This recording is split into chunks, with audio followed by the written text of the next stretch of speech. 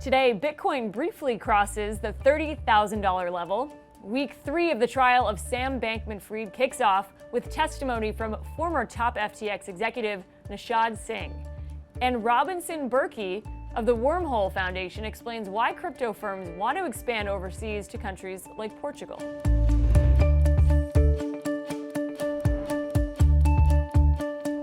Welcome to CNBC's Crypto World. I'm Kate Rooney. Crypto prices in the green to kick off the week. As of noon Eastern, Bitcoin traded around $28,000 after surging above the $30,000 level at one point this morning. Ether rose 1.5% and Polygon's Matic token climbed nearly 2%. Bitcoin's sudden spike this morning was likely a response to an unconfirmed report that the iShares Bitcoin spot ETF had been formally approved by the SEC, but the coin quickly gave up those gains. That report has not been confirmed by CNBC and other major media. Okay, let's talk about some of the top stories. Tether has frozen funds in more than 30 crypto addresses it says are linked to terrorism and warfare in Israel and Ukraine. Tether said to date it's helped 31 agencies around the world with investigations and froze a total of $835 million in assets, mostly associated with theft, and a portion had to do with other crimes. Of those, Tether said it froze 32 addresses containing more than $870,000 that were found to be linked to illicit activity in Israel and Ukraine. Tether said it has been working with Israel's National Bureau for Counter-Terror Financing to combat crypto-funded terrorism and warfare. Last week, we told you that Hamas militants behind the surprise attacks in Israel raised millions in crypto. That's according to the Wall Street Journal. Last week, we also learned Israeli police reportedly froze crypto accounts tied to Hamas, which has been designated a foreign terrorist organization by the U.S. and has been sanctioned by officials here. Next up, California Governor Gavin Newsom signed off on stricter crypto regulations. Those rules take effect in July 2025. In a statement published on Friday, Newsom declared that the bill, called the Digital Financial Assets Law, will make it mandatory for individuals and companies to obtain a Department of Financial Protection and Innovation license to engage in digital asset business activity.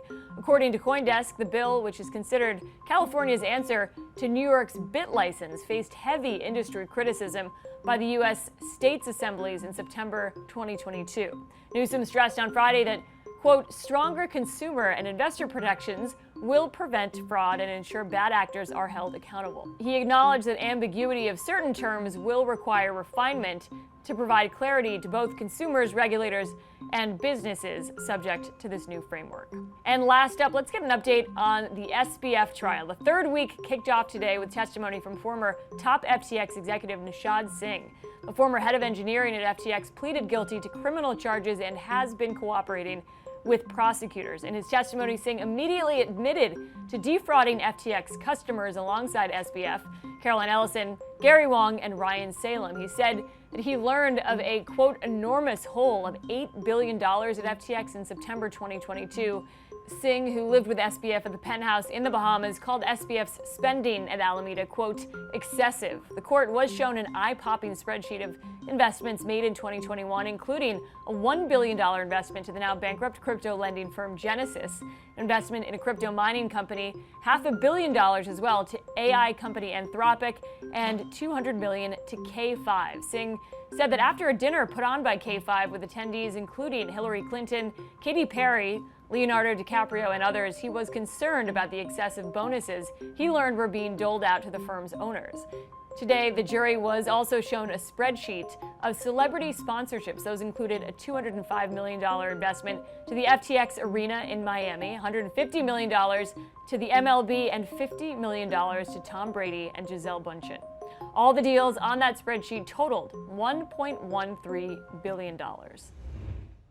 All right, sticking with FTX for our main story, Robinson Burkey with the Wormhole Foundation sat down with Crypto World's Talia Kaplan to discuss the implications of the crypto exchange's collapse on the industry. He also explains why one European city is gaining traction as a major crypto hub. You're here in New York City from Lisbon, where you're currently based. It's a major crypto capital in the world. So I'm curious to know, what is crypto sentiment there now, and how does it compare to what you're seeing here in the US? Yeah, so For the Wormhole Foundation, a lot of us have to be located outside the US. So Lisbon was a natural choice because there's a pretty big and thriving crypto community. There has been for probably the past few years, probably since 2017, and we still see that today. There's meetups weekly. There's people flying in and out. I think if you go and look up conferences right now, there's probably 6 different ones in November alone. So the ecosystem is still thriving there. New York is interesting. You know, despite the regulation, we actually see a lot of crypto companies, prominent layer ones, ecosystems like that, actually based or working out of New York. So they're both kind of hubs in their own right. So expanding on that, crypto investment firm Greenfield recently named Lisbon as the most important crypto hub in the world.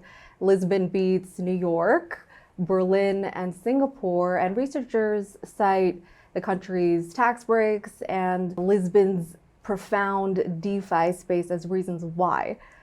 What do you think is the reason why, primarily? Why does Lisbon deserve that top spot?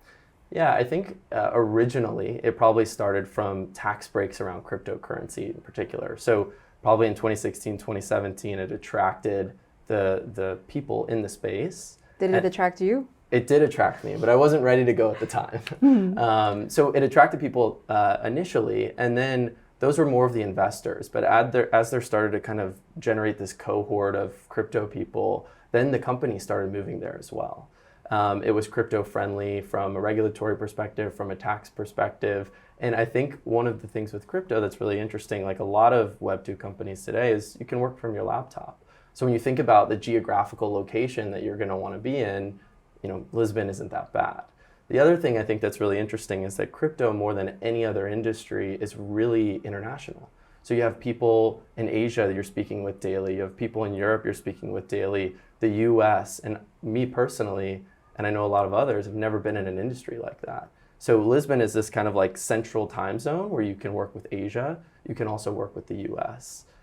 So we're seeing like larger crypto companies move there and have moved there. Parity behind Polkadot has a large presence there as an example.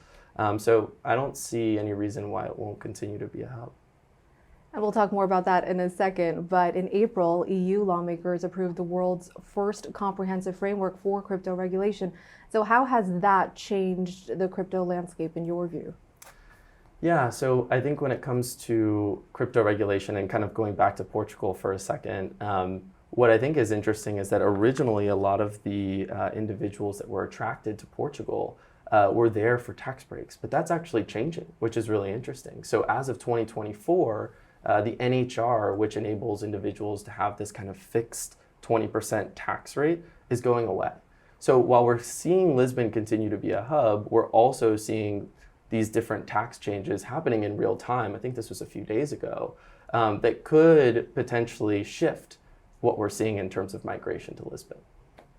You mentioned this, but several crypto firms here in the US, like Coinbase and backed publicly traded companies here in America, have announced plans to expand internationally amid these regulatory advancements overseas and the lack of regulatory clarity here in the US. Mm-hmm. Do you anticipate more of this will happen in the months to come? What do you foresee happening? Yeah, I think when we think about crypto in general, a lot of people originally viewed the space and viewed the people building in the space as those that were opposed to regulation. And that's simply not true. And I think we've graduated to a point where most leaders in the space, they want common sense regulation that doesn't stifle innovation. So when you think about the risks they're taking, so let's put Coinbase and some of these bigger teams aside for a second. When you think about being a startup and you want to build something on the blockchain, and doing that in the US, that's scary. Like you may think that what you're building has value to the user, right? You may think that you're solving a problem, but it's still a gray area, right? You don't think you're doing anything bad, but you don't know because there's not a lot of guidance on what you can and can't do. You don't know what a security is and what isn't. So what I worry about is these like upstarts, these companies that are the future of blockchain and having this kind of weight on their shoulders of like, can I do this, can I not? And on top of that, you have venture capitalists that would invest in these projects normally, and they're in the same position. You know, they may think this is a good idea, but they're taking on additional risk, which is the US. So you're starting to see these companies go to places like Lisbon and incorporate because it's just risk off their balance sheet, right? It's something that makes it easier for them to build. And so that's why it also makes sense for these larger companies to diversify in the event that the US doesn't have regulation that is clear, makes sense, and doesn't completely stifle and shut out crypto. So obviously you've been in New York City for about 2 weeks now. Yes. And I'm sure that you realize that all eyes are on the trial of Yes. Sam Bankman-Fried here in New York City. Mm-hmm. So I'm wondering, how do you think the collapse of FTX, how did it change sentiment towards crypto, and what can be done to regain that trust? Yeah. So I think I'd be remiss if I didn't say that what happened with FTX, and I think a lot of leaders in the space will say it, was what Sam did was fraud. It unfortunately has crypto in the mix, but what it was a financial institution simply dealing in digital assets. There was actually no blockchain technology involved, no smart contracts, private keys, anything. It was a financial firm that mismanaged assets like an Enron, like a Silicon Valley Bank, anything like that. And I think that adds to some of the frustration within the industry around this kind of dark shadow that Sam has cast when we know it has nothing to do with what a lot of people are building, what we believe in, the blockchain technology, but it's cast this dark shadow for those that aren't in the industry. So I think so far in the trial, we've seen his best friend, Adam Yedidia, and former co-worker come out testify against him, his CTO and ex-CTO and ex-co-founder, Gary, testify against him, lead investor, Matt Huang. I mean, it kind of is just, everything is stacking against him. And I think the crypto industry will likely respond positively. We want to make sure that there's an understanding that there's a difference between FTX and in crypto, because there truly is. But we also want that those fraud individuals out of the space, so we can focus on building tech, building back that reputation. So yeah, that's how I think it's affecting the industry.